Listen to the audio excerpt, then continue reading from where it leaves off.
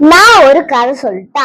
இன்னைக்கு நம்ம யார பத்தி பேச போறோம்னா சர்வேப்பள்ளி ராதாகிருஷ்ணன். அவரு திருத்தணி அப்படின்ற ஒரு சின்ன ஊர்ல, அதுவும் சர்வேப்பள்ளி அப்படின்ற ஒரு சின்ன கிராமத்துல பிறந்திருக்காரு. ஒரு தெலுங்கு பிராமின் ஃபேமிலியில பிறந்திருக்காரு.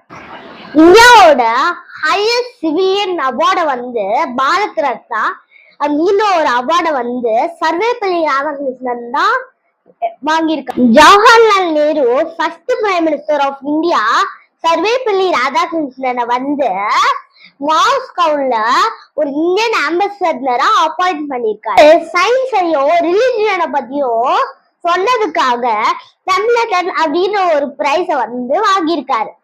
அவரு அந்த பிரைஸ் மணிய ஆக்ஸ்போர்ட் அப்படின்ற ஒரு யூனிவர்சிட்டிக்கு டொனேட் பண்ணியிருக்காரு.